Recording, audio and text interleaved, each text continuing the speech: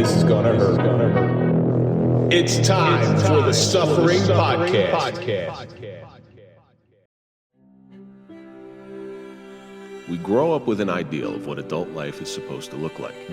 The great job, the big house, the nice car, and the perfect family. Surrounding ourselves with what is commonly referred to as being grown up. We set these expectations before us, never knowing if they're realistic. Life throws us curveballs, and we're forced to change our perceptions, adjusting to a vision of life that we didn't see coming. What we want is not always what we can have. What we're given is always what we need. The equilibrium of life will always fall back into balance. I'm Kevin Donaldson here with Mike Failace, and on this episode of the Suffering Podcast, we sit down with a gentleman's name who is extraordinarily hard for me to pronounce, and that's Roman Prokopchuk. You want me to do it? Roman Prokopchuk. That's good. That's really, really good. I hit it. And we are here to discuss the suffering of miscarriages for men.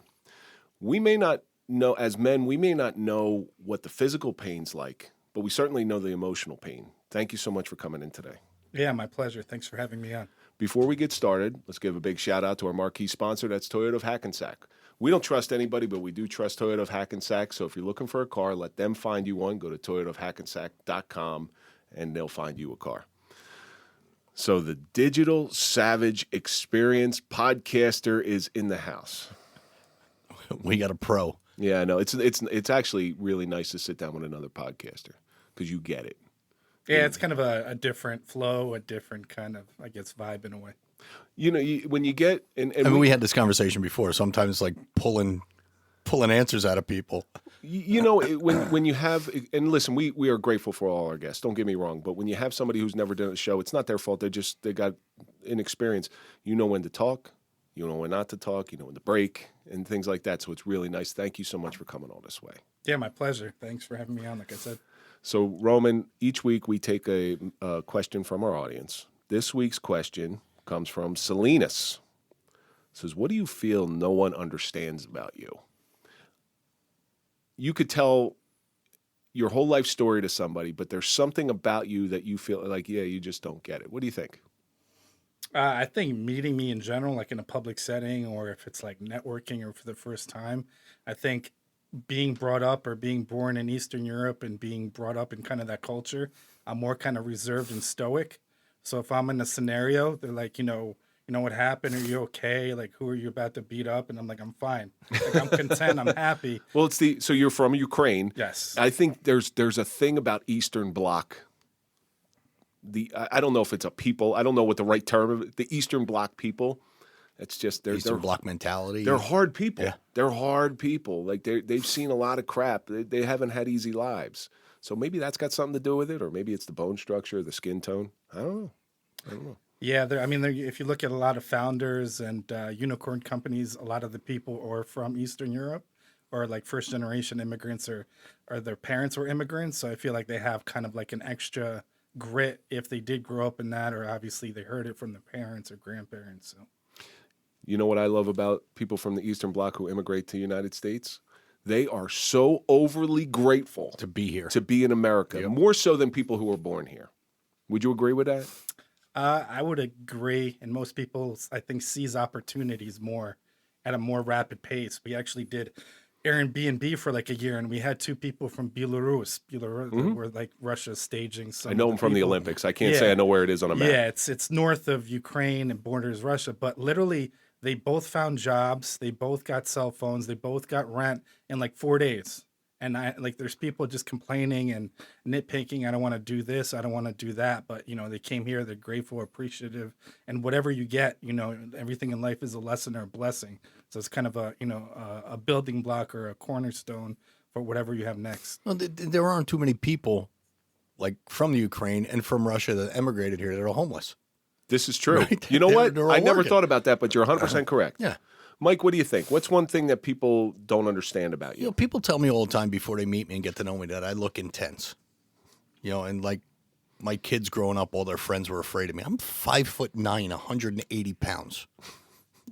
Maybe I have an intense look about me, but I just went out. I met a couple weeks ago. I met up with a guy from high school and his wife, She came up. I never met her before. She goes, "Are you always this intense?" I said, "I'm the most fun-loving." We're sitting in a bar drinking, and she's telling me I'm intense. I'm one of the most fun-loving guys you'd ever want to meet.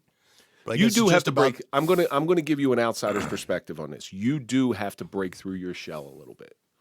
And when people get to know you, you're different than what you appear. But it's really not a shell. It's it's like you said. It's kind of like stoic. You just have that look about you, and I guess I have because I always have a puss on my face, whether I'm happy or sad. It's called resting bitch face. Exactly, it's resting Mike face. I always have that look, and I could be having the best time in the world, but I just have that look about me, and people think that I'm a miserable prick. Sometimes I am, but for the most part, For me, I think one of the things you've seen this a little bit is like you, I present myself a certain way. But what people don't realize, and they'll throw jabs thinking that I'm a lot tougher than I am because I'm extraordinarily sensitive. Extraordinarily sensitive. he'll cry before the episode's over. Probably. And that's one of the things that people don't get about me. But if you make fun of me while I'm crying, I may punch you. That's the duality of me. So just because you see somebody like Mike, you put that, don't think that you know them from the way they look. Because that's it's judging a book by its cover. And it's a really bad lesson. Do you think it's cop mentality? I said it all the time. As a cop, you got to put this shield around you.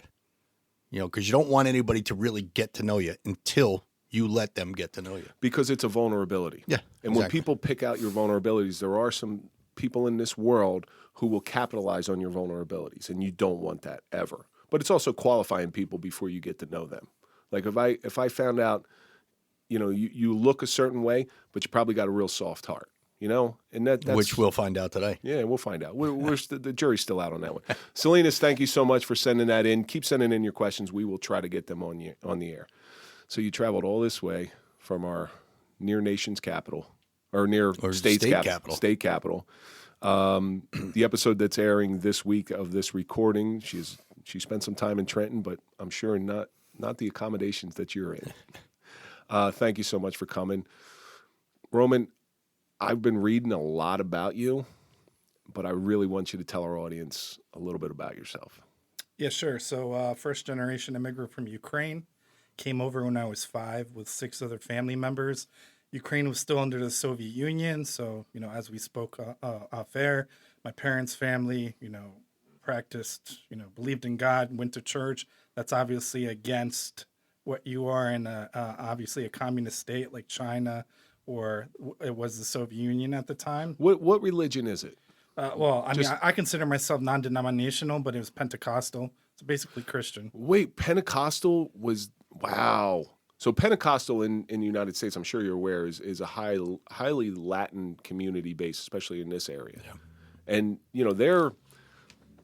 they're get up and dance people. Very charismatic. Yeah. I actually have went for a while to a Spanish/Ukrainian church, which was interesting. So, but yeah, it's similar. Like I said, off air, there would be KGB outside of your house. They would take privileges away. My mom was like top of her class. They took that away from her. They took different other kind of like, I guess, social things away. They would tap your, phone. They would come to your house if you were like meeting at somebody's house in secret. So when immigration opened up, basically we had the opportunity. We had a distant family member that basically got to sponsor someone to come over.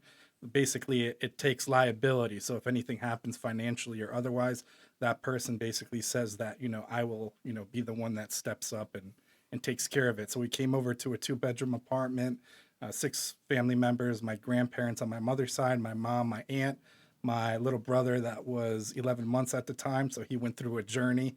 So we started at Ukraine and we went through Vienna, Austria, and then Rome, Italy. That was kind of like the path to the U.S. at the time.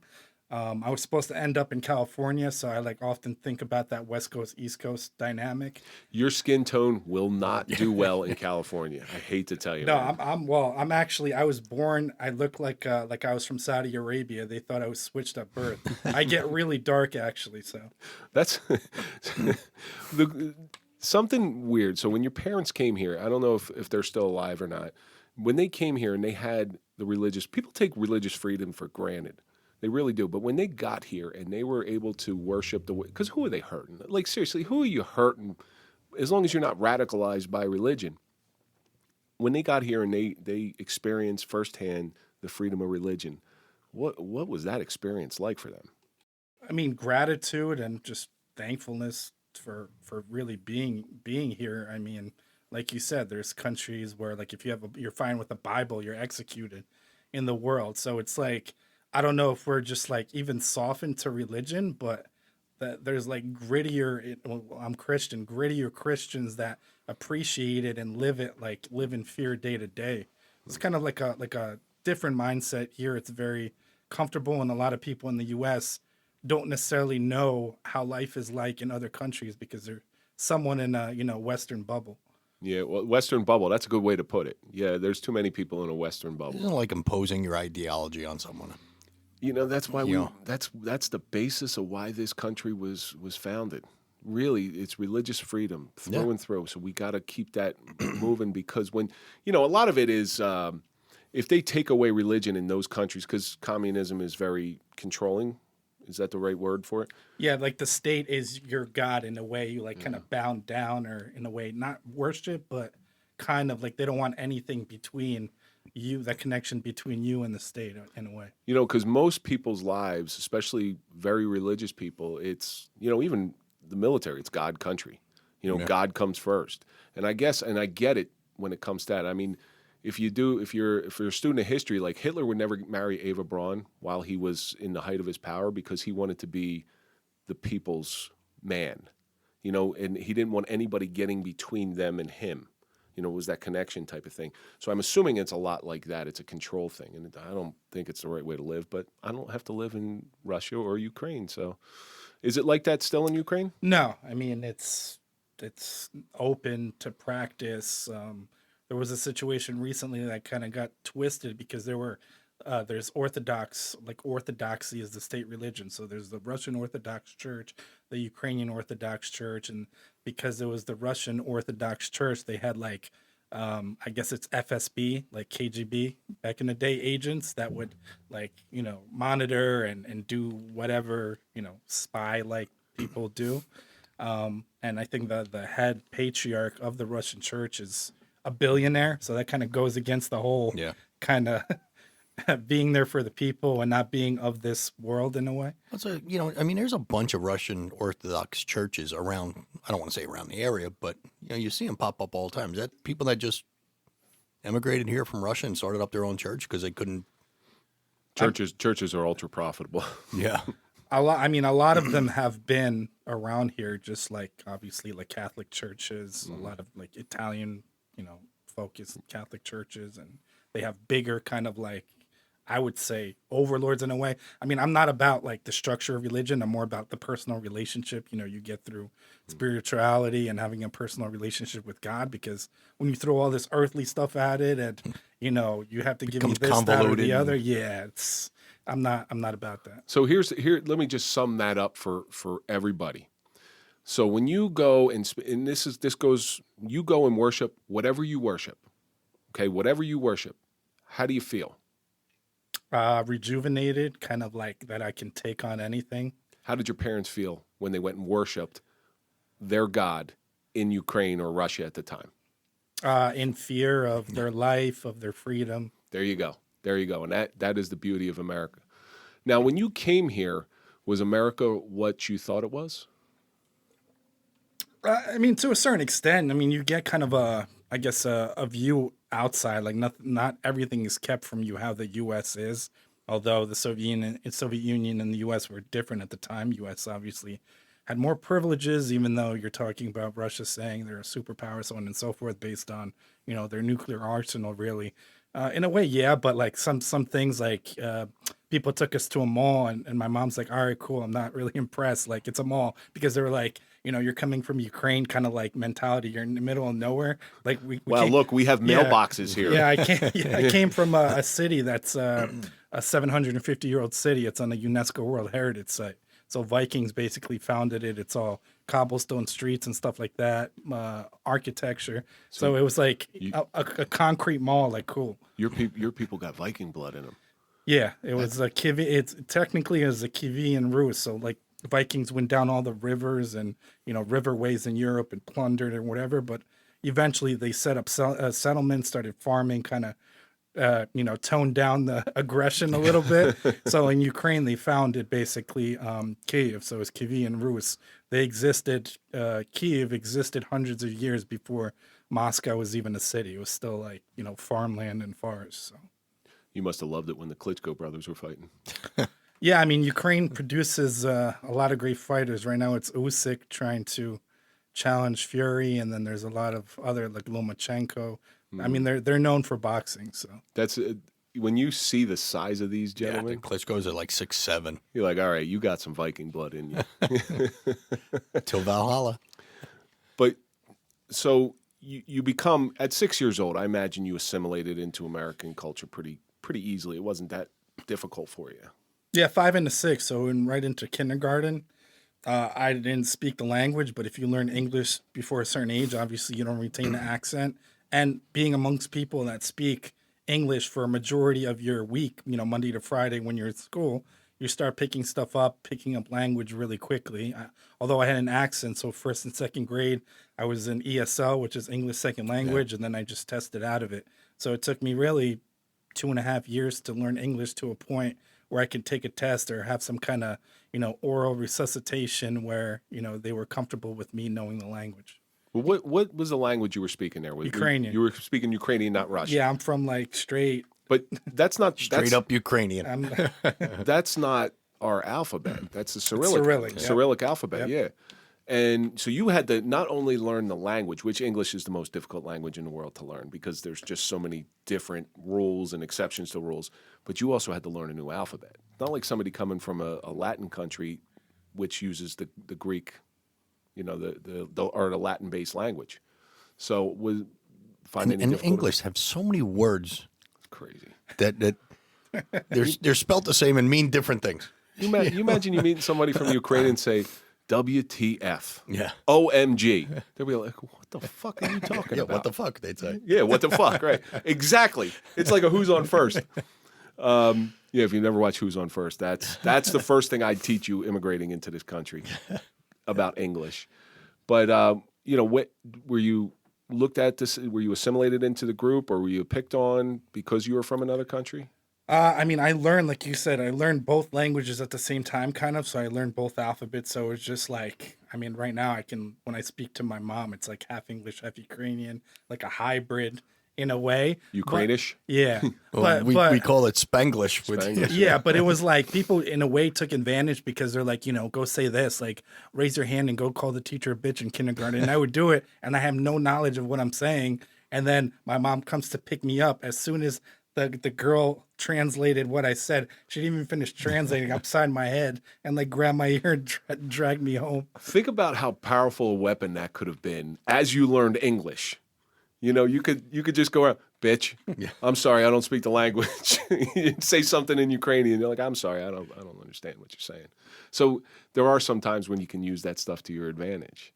But normal high school, normal childhood, you benefited from this country?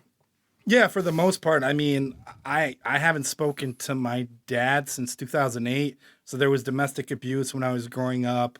When he was. They didn't come over with you. No, they did. They did. Yeah, yeah. Okay, there was 6 of us. My parents, like I said, my grandparents, my aunt, my mom's sister, and my brother. So it was basically when we were growing up when I was young. That carried over because he did it in Ukraine, and there's a different mantra. I don't know how it is now. Before, like a woman couldn't call the police for domestic violence. They would just kind of like, okay, like deal with it. Yeah. Like it wasn't like a crime. It was just one of those things like, oh, this guy is keeping his wife or woman in line or whatever. So here, even in Ukraine, when my mom was pregnant with my brother, she got thrown down the stairs. So my brother was supposed to be stillborn. Luckily, that didn't happen. But he was abusive physically to my grandparents, my aunt, everybody in between. And right now I consider myself out of shape, but like when I started turning 18, I would be in the gym 7 days a week. I got to a point where people were asking me if I went to Rutgers, like on the football team, because I carried so much muscle and was consuming so many calories. but subconsciously I was thinking like if that situation ever caught up to me again, I wouldn't be like this little scared kid or whatever, not being able to do anything. I would be able to actually like kind of stand up and defend my mom, which theoretically happened in 2007, 2008. And I kicked him out of the house, and I was like, you were able to do this when I'm little, like hit her now or hit me and see what happens. And there was just like a lot of like rage and pent up aggression coming out. Yeah, it's 13 years of rage. Yeah. Now, do you think your father experienced that growing up and it was a normal thing to him? He definitely did, but I think it's mindset too. So you can't be one of those things like, everybody did it, so that's my excuse. It's like kind of growing up, like I often say like two siblings, one turned out like their parents, maybe, drugs or alcohol or abusive, and one is a successful, person, upstanding person, philanthropic person. What's that thing that, made them tick? Like you have that ability. It's not easy to change that, but you have the opportunity to do it. Absolutely. What did Stacey Ellis call it? Generational curses? Yeah, I see it a lot in, we haven't talked about it yet, but as a foster parent, the children's parents were in foster care, so on and so forth, and the same kind of, issues travel throughout. Well, I say that about like welfare too. A lot of these kids are brought up on welfare, and they look up and they say, "Well, mommy and daddy don't have to work, and they get money." Yeah, we were on welfare for 3 months, and he took us off welfare, 6 people. So my grandparents were 55, both retired here. My grandmother had to clean houses. My grandfather did roofing for 20 years here, from 55 to 75, Wow. where dudes were coming here like 20, 25 years old to make money on a work visa from Ukraine. And they're like, I'm not doing this for more than like 2 weeks. I got to find something else. It would be in like 100-degree heat. Oh, if you ever did roofing is one of the most brutal jobs ever. And 55 to 75, he did that without complaining, Monday to Saturday. And then he would go to church Sunday morning and Sunday night, and then the same kind of routine over. You want to talk about the world's deadliest job? Try doing roofing as an Irish person. Yeah. Okay. I mean, those guys in Alaska have nothing on me.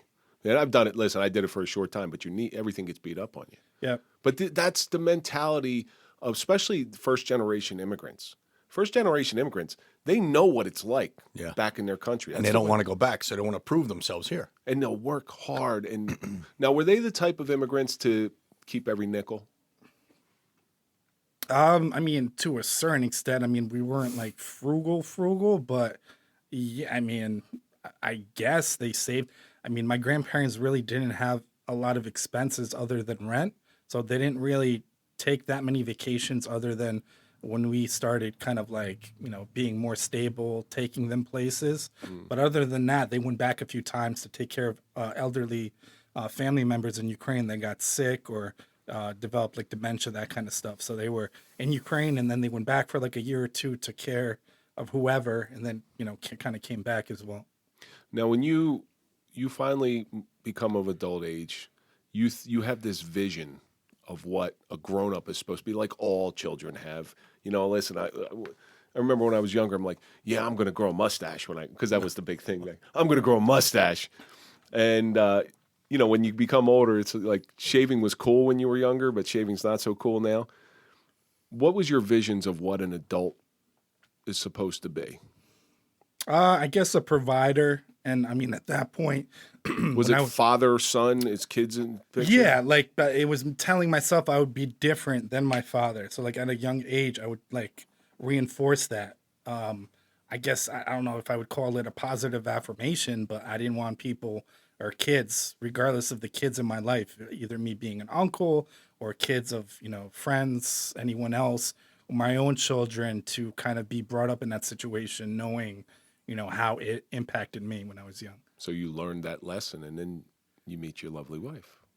All right, with your first wife out of the gate, was it the love of your life? Tell me you were starstruck in the beginning.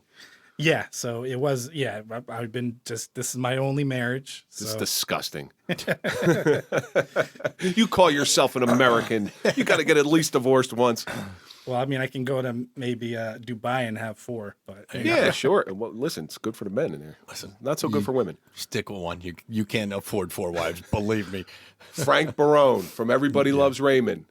When you have a problem with a woman, you don't go out and get another problem. Yeah. But that's good though. It's a nice thing to find somebody who you can connect with. What was it like when you met your wife? I mean, we dated for like a year and a half before we got married. So it's fairly kind of, I guess, quick. At one point before then, I mean, I went to college. I interned with the Secret Service. At one point, I was training to be a Marine Corps officer. So go from college to officer candidate school. That's kind of like the path in terms of the Marines. So if you're in a university, you get a bachelor's degree, you can go to officer candidate school, and then if you finish that, you get a commission as a second lieutenant officer. But I got sick. I didn't know I had a bacteria called H. pylori Oh, in sure. my stomach. I had that for years. So like doing the pre-ship PFT, which is the physical exam, I couldn't do the 3 miles. I would stop halfway and start spitting out blood. So in retrospect, if I went to Quantico, I probably would have died. So, it's like, Blessing in disguise, really. thinking back, and that's a way I kind of discovered it in a way. And, after college, I, stumbled in terms of my career, what I do now. And then I met my wife. We were engaged, and then she actually took a job. She was in Atlanta for 10 months. So I was kind of back and forth visiting her, and then she came back up here. And then to save money, we just did a court ceremony. And then our 5-year anniversary, we had a vow renewal, which was kind of our ceremony. You were one of those few people. How many people got married and said, "Oh yeah, we're going to do the court ceremony, but we'll have a party later. We'll have then the party never, because life gets in the way. Party never happens." But that's good. That's really good that you end up doing that. Yeah, we did it. We kind of wanted to save money to begin with, so we actually, bought a house instead of having a Pay for an ceremony. extravagant wedding. Well, I mean, there's situations that, Your people, immigrant status is starting to come out. That's the immigrant buy a house. Like they're good at that. Like immigrants are good at that stuff. They really are. They're good at like planning themselves. Well, it's accountability too. I mean, the U.S. is, I don't even know how we're going to get out of the debt we're in as a country. I think every country is in debt, but I mean, being responsible for yourself, fiscal responsibility, financial responsibility, it's kind of like one of those things. And I never want to owe anything to anyone. I'm one of those kind of people. Even back in the day in like high school and middle school, I borrowed $5 for lunch. I got to find the person the next day because it's like a burden on me. I can't That's why I don't own a credit card. I don't even own one. I don't want one. I don't want to borrow money from anybody. I don't want to owe anybody anything. That eats away at me. Now, I know people on the opposite spectrum who people have loaned me money when I was in really bad times financially. And I was afraid to buy any luxury until that was all paid back. And that's the way that I am. But I know people on the opposite side of that they'll go out. I gave a guy needed $500 to keep a storage unit. Next thing I know, on Facebook, he's buying a motorcycle. What the fuck, man? I'm just like a chump. Like that's how I felt, and I don't understand that. You want to hear a funny story? Someone that we both know, Nicky Burke. Oh yeah, guy I graduated police academy with. Oh yeah. Wound up getting married, and his apartment caught on fire. He lost like everything. So I reached out to all the academy classmates and said, "Why don't we all pitch in money? We'll go down, give it to Nicky." I got in touch with his supervisors and all that. We go down, we present him with a wad of money. He goes, "Come on, let's go out drinking." He took us all out drinking that night. No, but that says that's Nicky Burke. That's Nicky. Hoboken for you. Now, when you were together with your wife, you always wanted to be a father? You saw the holes in your parents' relationship, and you could do better? Yeah, I mean, plus it's legacy. I think that's one of those things. I think life is meant to reproduce, as simple as you want to think about it, and that's kind of like the way you stay on this earth. Mm-hmm. So you have obviously children. You kind of raise them the way you want to raise them, instill the values you want to instill. So technically they're a mirror of you. So you have little clones in the world. So when you pass away, they're carrying that kind of knowledge, the stories you've told them, the way you've raised them, and then keep going. So a lot of people are like, I don't want kids, but it's like, okay, what is the point of, I guess, life if not to, I guess procreate and reproduce in a way? Like that's the keep the Prokopchuk name going. Yes, you have to keep that lineage going. Yeah, and it's one of those things. I had an interesting interview. It's about like our primordial self and all the human systems. So taking all the systems out, like all the financial and the government structures. If you go to like the animal kingdom, they only kill what they need. They don't overfish, overhunt, so on and so forth, and they continue to carry their lineage on. So it's kind of like diving down to that kind of level, I guess. There is one caveat to that. There is one caveat that, because I'm a history guy. Okay. So Americans slaughtered the American buffalo. Yeah. They just slaughtered them. We didn't come up with that idea. Do you know who came up with that idea? No. The American Indians. Here's how they used to hunt buffalo, because there were so many of them. They used to pick an area, and they used to have one young brave dress up in a buffalo skin and start a stampede towards a cliff. Okay. Yep. Yeah. And then all the buffalo would go over the cliff, and they would just go down there, and it was just easy hunting for them. There wasn't enough Indians, American Indians, to hunt as many buffalo. But we didn't help at all. The Europeans didn't help at all. So you want to have kids, you want to continue that legacy. Your wife gets pregnant. Tell me about the joy inside. You're about to carry on the name.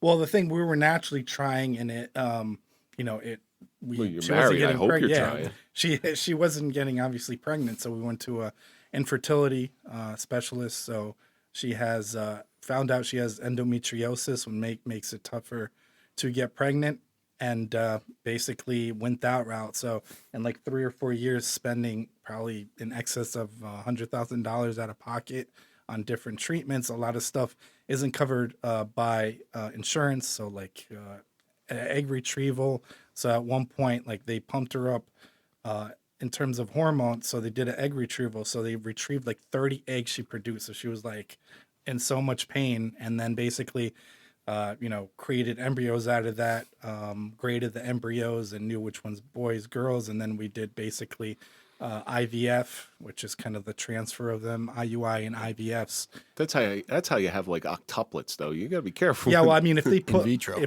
put two, often if you have one, it'll split.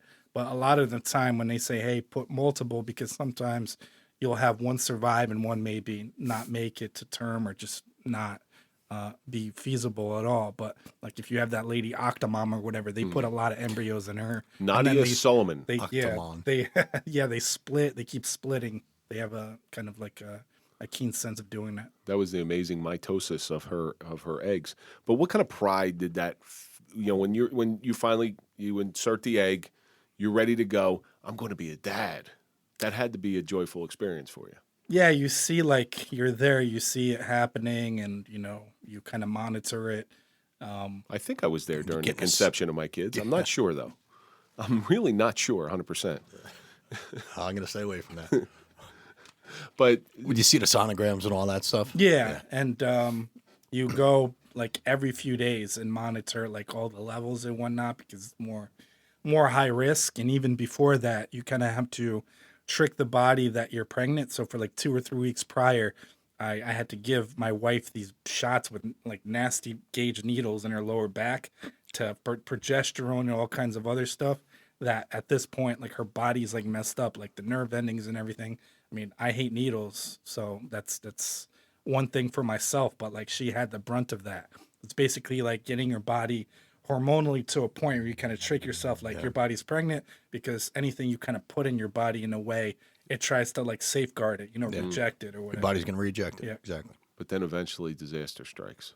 All right. Yep. So how far along did the baby get carried till?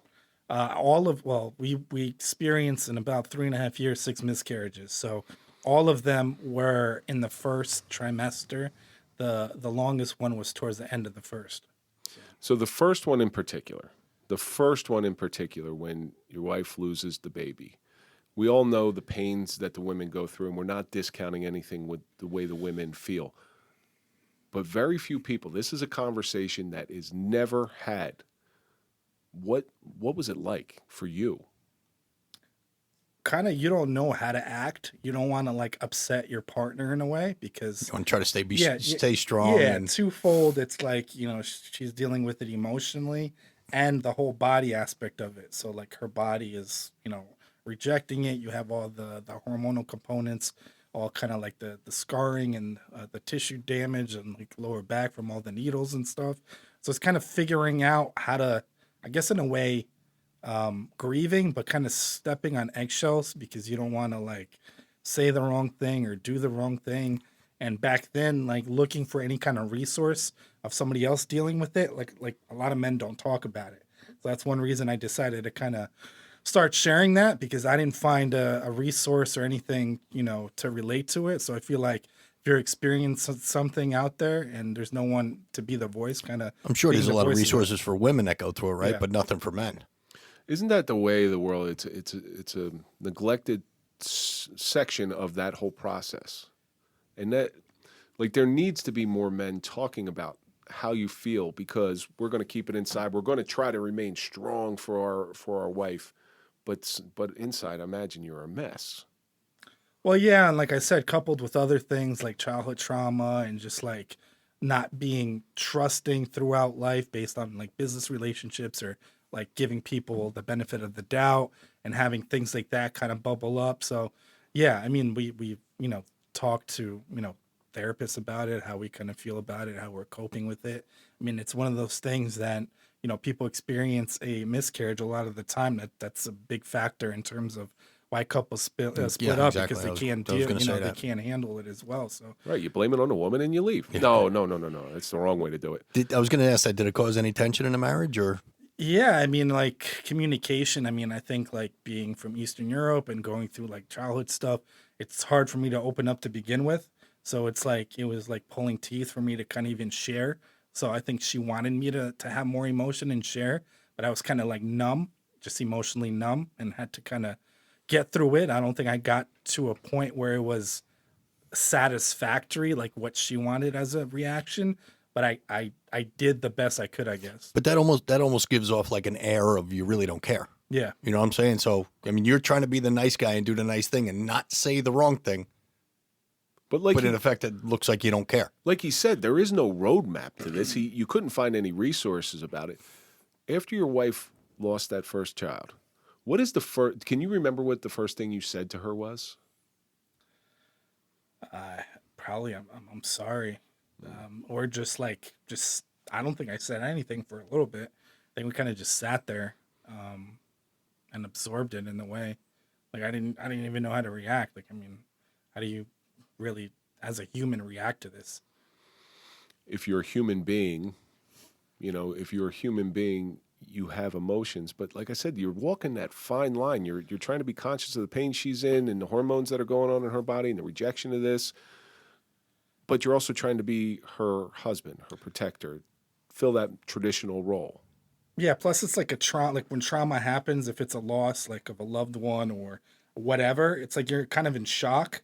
I guess you're going through, like everybody goes through a grieving process differently, and the grieving process, may last longer, may be shorter, but like for me, I think I was more in like shock, so like numb, and that had to kind of wear off.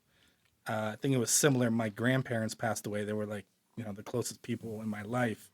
My grandfather more sudden, my grandmother this past summer, and it was one of those things where it's like shock at first, and then it's like shutting down, and then it's like thinking back. It's not fair to the people around me or like the people that brought me to the United States for me to just like abandon and like put a pause on like all my goals and aspirations and just, communication with people. How much courage did it take for both you and your wife to get back up on the horse and try again? Because I know... I mean, that had to be a discussion in itself. The pain of the loss alone, it's a fear that very few people can ever fathom.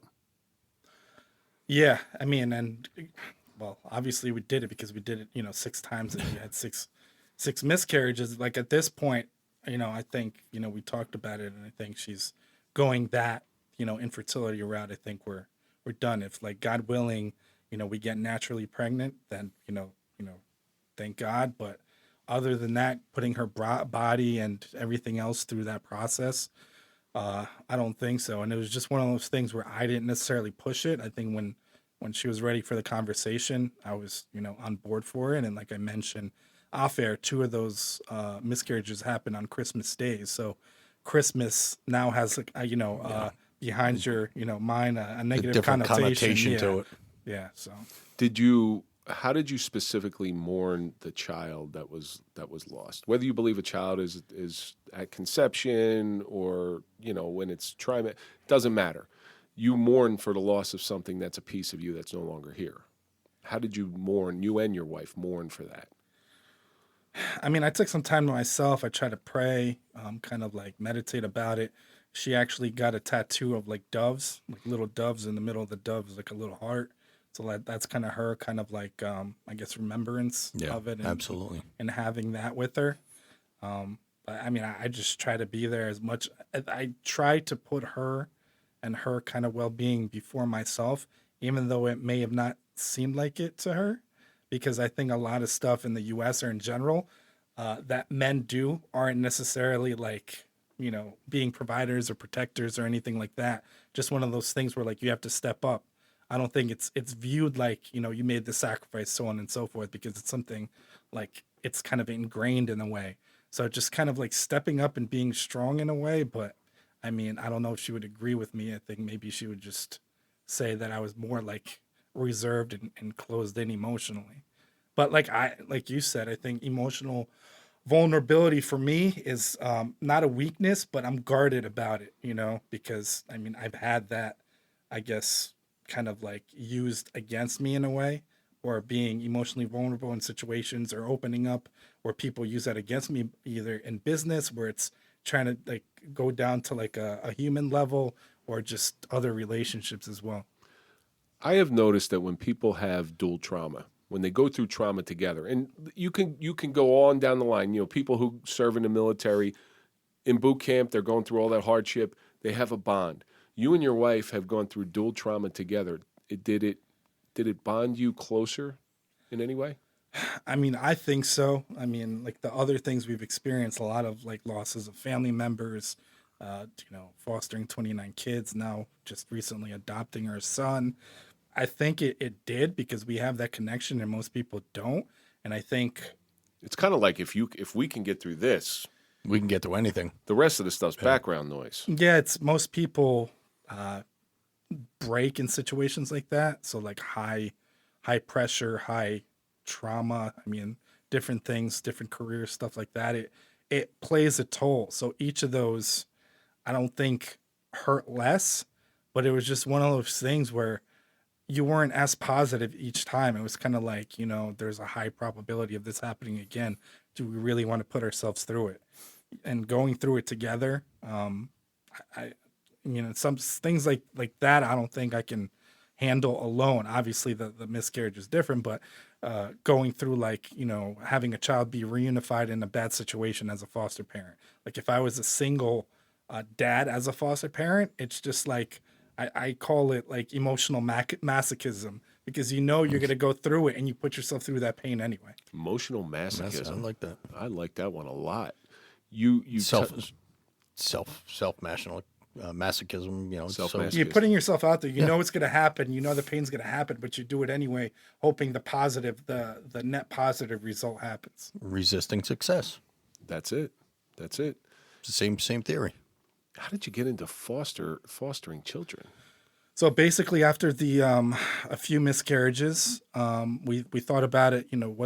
What can possibly we do to potentially start a family? If it's not going to be conceiving naturally or through IVF, could we potentially help kids in the process and potentially start a family? So one, we looked at outright like adoption, and sometimes those are $40,000-$50,000, especially overseas. Overseas, yeah. Yeah. So we've spent $100K plus out of pocket on different infertility treatments and stuff like that. So we went to an orientation about foster care, and knowing that there's a lot of not good foster homes and there's not enough people that genuinely want to, Well, they work the system, because you do get funds to take care of that kid. to take care of the kid. It's a stipend in New Jersey. It's not like, hey, you get paid. It's not for-profit effort. But even in the orientation, guy raised his hands like, how many beds can I have in a room?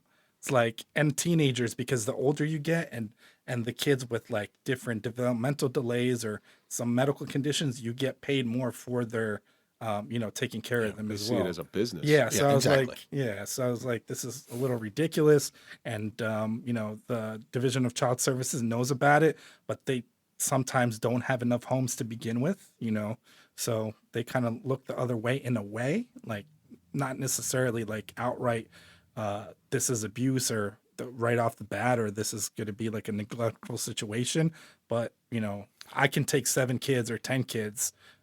it's a little, I wouldn't say sketchy, because to begin with you have like a home study, so they kind of interview and see why you're doing it, what are your goals, Living conditions. yeah, living. You have to basically get the home licensed, as well as you have a personal license as well, where they kind of like paint your story as a family, what you want to do as a family. They'll interview, like, let's say you go to a house of worship, they'll interview a pastor. What is this person's intentions? Like, what is this person in terms of morals? Look at your, obviously, finances, look at different history in terms of crime committed. Like if you committed something like a fraud or something, or defrauding somebody, maybe that's not the best person either. Well, did they check into like sex crimes and all that stuff? Yeah, they look into that, but I mean, those that haven't been reported, there's plenty of people out there that have done things to people that haven't been prosecuted, and it's kind of like Haven't been caught yet. Yep. You get, but it sounds like you have. Well, it's an easy sell to. It sounds like the ideal family to foster a child. It's an ideal situation for DIFUS, because why do you want to foster kids? My wife had 6 miscarriages, and I have this love to give to be a parent.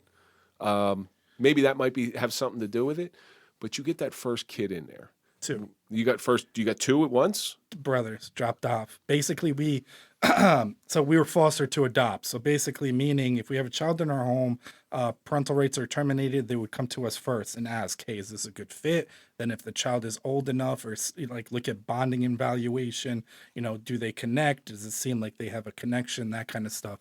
But basically, we were licensed May 31st of 2018. June 1st, 2 kids dropped off. 2 brothers, figure it out.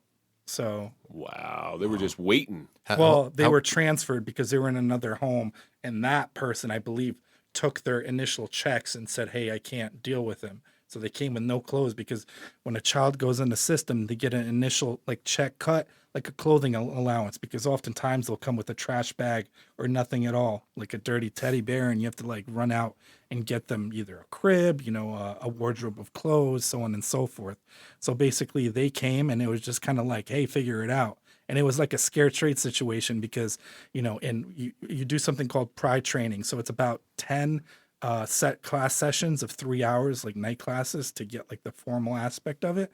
And there it's like sunshine and rainbows, like everybody's great, this situation's great, like biological families are great, you're really going to connect, the Division of Child Services will always be there for you. And it's like, nah, like figure it out yourself. Oftentimes it's like situations where like we're advocating for the children, and the caseworker's like, doesn't matter what you say, you're never going to get me fired. So with that kind of mindset, you're not necessarily there to help the children. A lot of the time, good caseworkers get burnt out, and it's like, I can't deal with this anymore. And the bad ones, unfortunately stay. So it's situations like that. But they were dropped off, and it's like, hey, let's figure it out. And I remember the first thing we did, we had to take them to Walmart with both of them. They don't know us. We're looking for clothing, different snacks. And like one of the children just spits at my wife, the older one. One was about 18 months at the time, and one was about to turn 3, and yelling, "You're not my mom," which is sketchy in a store, because it's you're like, in a store. It's Walmart. It's perfectly acceptable in Walmart. You're not my mom. And basically, they were Spanish. So he basically said, I'm going to beat you with a chancleta, which is like a slipper. It's kind of like, something you say in like a Spanish household. So there was that. And, we fostered 29 kids in 4 years. The most we had was 5 kids under the age of 4, which was interesting. In terms running of a preschool there. yeah, it teaches a baseball team. Yeah. Well, the starting 5 for a basketball team. Right, yeah. But it teaches you a lot about yourself, about like what you're capable of. Because if you ask me a few years before, like, do you see yourself being a foster parent? Like, no, I can never like undertake that. Or like, let alone 4 years later, 29 kids. Like I said, 5 kids with the age under 4, all of them, and then adopting from the system, and then dealing with everything in between, because I've tried to do a lot of media appearances and different like articles about like foster care reform and foster care advocacy, both on improving the process, because I feel like there's a lot of lacking therapy, especially when kids get reunified. There's no reunification therapy. So the child goes back right away. Mother's okay, father's okay, go back. Yeah, and like we do one check in 90 days and the case is closed. We've had kids come back after, 5-6 weeks being reunified, but it's one of those things where you send a child back to the situation the trauma happened. there's going to be different thoughts, different situations, different behavior. And we've had that. And it's never been one of those things where like, oh, this is a good idea. Because one, it costs the state more money. And two, it's like in terms of a foster parent's, unfortunately, voice, we're like bottom of the totem pole, even though we have the kids for the longest duration of the time in the process. When you let that kid go for whatever reason, if they go to another foster home or they get reunified with their parents, I don't think it's possible for you to house a child. I mean, think about a lower form of that. You foster a pet. You foster a dog. All right? You will become emotionally attached to that dog. You will become emotionally attached to the child, and then it's time to let them go. It's like miscarriages all over again. Yeah, it's that emotional masochism. You know that's going to happen because if you're not adopting a child, it's not like a happily ever after. You're almost setting yourself up for it. Like you said, you know what's going to happen. You know exactly what's going to happen. They're going to come and take them, and most likely than not, the biological parents or family are going to feel a certain way. They'll want to erase the whole foster care experience from the child's life, and regardless how good you were, they'll try to take you out of it. And it's funny because we've been an offer to be a resource outside of that. And the parents that were vocal about, I don't want anything, like they've asked us for things. We've had them over for, Sunday dinners where, they were struggling with substance abuse. We've encouraged them that we're proud of you, things like that. My wife actually took a flight out to Chicago to drive a mom and her kids back because she got put in a bad situation, like 24 hours notice. She flew back, drove them back here, bought them a month or two of groceries to get them back on their feet. And that's stuff all out of pocket. We've taken majority of the kids to Disney World, Legoland, aquariums. We have like season passes everywhere. So when you're doing it for the right reasons, like you're not profiting anything. You're getting those experiences and hopefully imprinting some kind of like sense of normalcy. So if they go back to a broken family, or like for me personally, majority of the kids didn't have a father figure, or at times didn't even know who their father was. 70% of the incarcerated individuals come from a fatherless home. Yep, and majority of them have been in the foster care system at one point of their lives. So like you put those two things together, you're not doing anything to improve either in the upbringing of the child. How do you expect a person that's not reacting on rage and impulses? And because I feel like everybody in prison has no impulse control, because a lot of the time, you want to strangle somebody. You have like premeditated thoughts of doing something, but you know better. You were raised better. There's consequences. And when you have like such rage or situations where you feel like you're worthless, you feel like you have nothing to live for, and you just, get in bad situations. So how long did the first two stay with you for? From June 1st of 2018 to end of May of 2019. So about a year. Yep. And you became attached to them, and then did they get reunified, or was it? Well, it was worse because they needed somewhere to place them, and they knew we were foster to adopt. And basically they positioned it like, we have these two kids, they're moving into adoption. Their mom's definitely going to lose parental rights. And that's not what ended up happening. So it was one of those things, she did everything she needed to do. They were with us for that duration of time. And did they calm down when they were with you? Yeah, usually kids get placed with us a lot of the time. There's a significant change in terms of behavior, or them being, I wouldn't say as normal because they've experienced things that adults may not experience, but as close to happy kids as possible, at least, outwardly. Some kids have came nonverbal from situations where there was a situation, we had a child, he came in the middle of the night, bloody nose, bruised eyes, basically nonverbal. He was like almost 3. And the situation was his mom was prostituting, so she would just beat the crap out of him and lock him in the closet while she was doing her business in the apartment. So that situation sucked too, because he was with us for a month, and they found an aunt, and they literally gave us no time to say goodbye. They're like, "Oh, we're picking him up in a half hour." My wife was at work. She came, left work early, packed a few things up, and it just like, we have like you said, we have an attachment with each child to a certain extent, even if they were with us for a few days or, a few years. And like, I feel like you're not even given time to even say goodbye at times because it's so impersonal. Sometimes it's just like, it was so like grimy in a way because it was like an exchange. Like we didn't even drop the kids off. It's like we dropped them off in a parking lot to a van. Seems very transactional. Yeah. It was just like It's like a drug deal. Yeah, how can you be this informal when it's like humans, in Human the emotion equation? in there. Yeah, and unfortunately it's just a case number, and the more cases you close, the better you look. Because New Jersey was under the supervision of the federal government because I don't know how many years ago, 10, 15 years ago, there was like a story, I don't know if you heard it, there was kids in like cages, being kept in cages, and a lot of them passed away. And just like the caseload was so crazy for, the caseworkers that things, slip through the cracks. So I think this year they came out of that and they were like under federal government oversight. So they were kind of like doing all the right things per se. And I don't know if you ever heard of a book. It's called How to Lie with Statistics. You can get numbers to tell a story, whatever story you want to tell. You can manipulate numbers to make it look any way you want. There's situations like when a case is closed and they get back in the system, it's the same case and it doesn't count as a new case. So a child can be in the system 10 times, but it only counts as one. I used to do accident studies and accident investigation. I know how statistics can be manipulated on anything. And I guess it's no different with human beings. So you have this multitude of kids coming through your house, and then you adopt one that's finally not going to go anywhere. That had to be something real. Like that kid was either real special or something, or the connection was just there. Yeah, it was. As this recording happened, it was last Tuesday.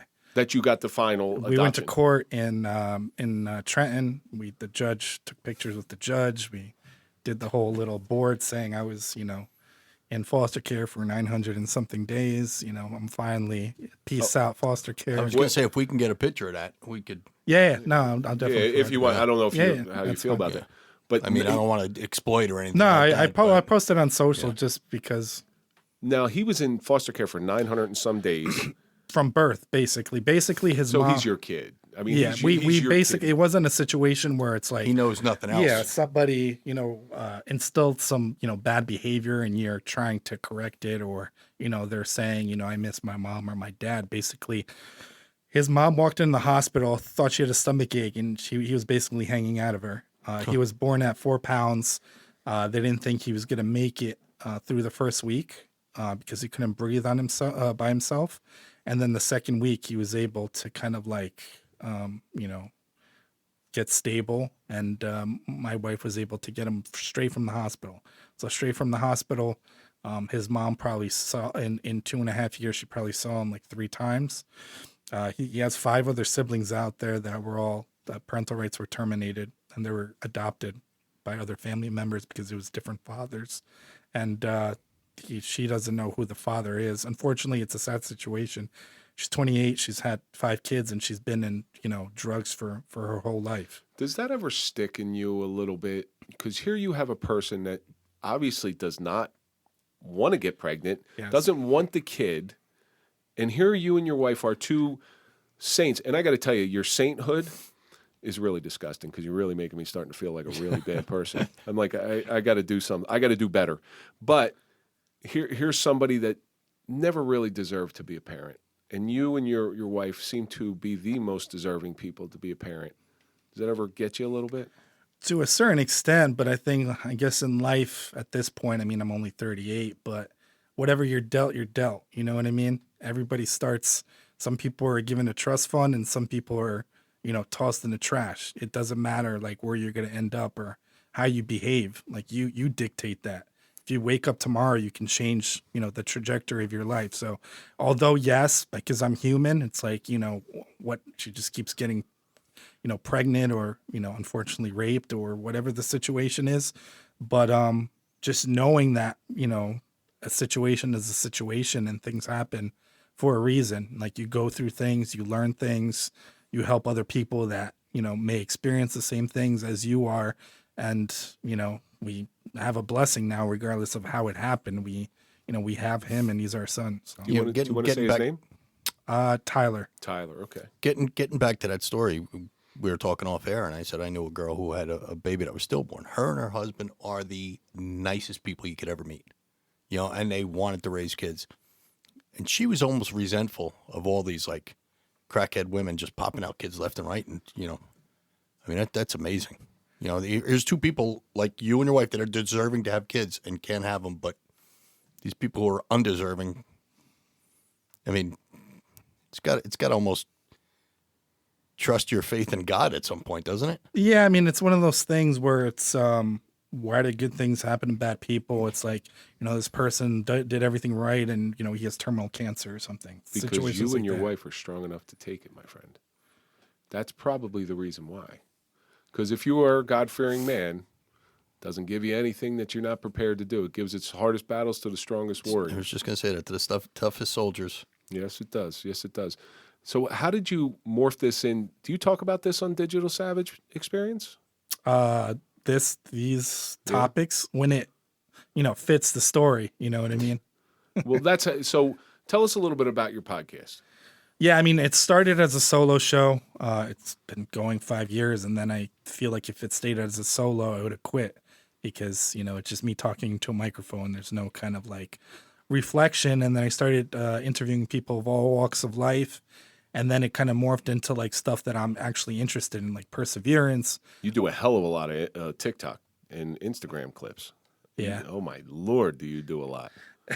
Yeah, but it's basically me trying to learn from my guests as well, or trying to think about things differently, or like getting a different perspective. Different perspectives. Yeah, you want to take yourself out of a bubble. If you're surrounded by the same people over and over again, you can't get an outside perspective or think a little differently. So just having people all walks of life, former criminals that changed their lives or found God, people that, I had a guy, he wrote a book called The Unlucky Sperm Club. Basically, his mom was like 15 years old. She was raped by a local sheriff's deputy. His grandfather found out, walked into the sheriff's department, shot the sheriff's deputy dead on the spot, killed another deputy, and basically he was, out a grandfather, and now this situation. So he was born into poverty, and how he overcome that. Now he's a successful business person, motivational speaker. So just kind of like learning, what makes people tick and why they became who they are. Why didn't they, why aren't they on death row? Why are they doing something else with their lives? Sounds a lot like a podcast I know, Mike. Yeah, you're not kidding. It's very so. Our podcasts have very similar concepts.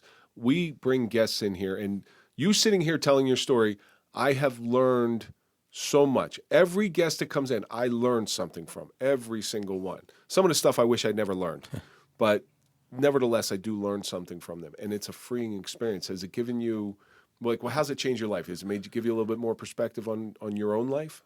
It's perspective, and it's in a way therapy, because even if you go to therapy, I don't know if either of you went to therapy. Plenty. That's how we started. But they don't give you the answers. They're a guide. So technically a conversation could be guiding you to what you're looking for, or a different way of thinking, or helping you get through something, either like a mental roadblock or something you have going on. So I feel like, any conversation and a podcast interview, it's like you jump right into it. It's like an intimate setting. You're discussing, well, depending on the show, kind of like life topics. It's not like you meet somebody maybe at a networking thing or like at a get together and it's just like superficial top, who you are, what you do, so on and so forth. It's not like, I've been through XYZ. And oftentimes, like, I'll give my intro and it's like, oh, this is heavy. Like, let's dive into it. So, Well, it's funny. You say therapy. Therapy gives you the map, but you have to drive the car. Right? They give you the groundwork for what you have to do. It's you that has to put your head to it and get through that. Now, if you came across somebody in your similar experience, now that you have a little bit of time under your belt with this trauma that you dealt with, the miscarriages, what do you think your best piece of advice is that you would give them? I think being open about it and not necessarily, there's like, I don't know if it's like shame or just like a situation where it's like you don't feel adequate because of what happened, even though it's not your fault. So I feel like sharing it as soon as possible. And it's obviously something that's puts you in a vulnerable state, but sharing it with somebody you trust. Because oftentimes, like, you don't just like cry in front of somebody you don't trust because, that's not cohesive. But if it's that one person, like that friend or that family member that you can share it, I'm not saying share it with the whole world or put a status update on Facebook Like if you're comfortable doing that and that's your way to maybe get people reaching out because like that's you, that's cool. But I mean, I feel like at least telling it to one person when you're ready.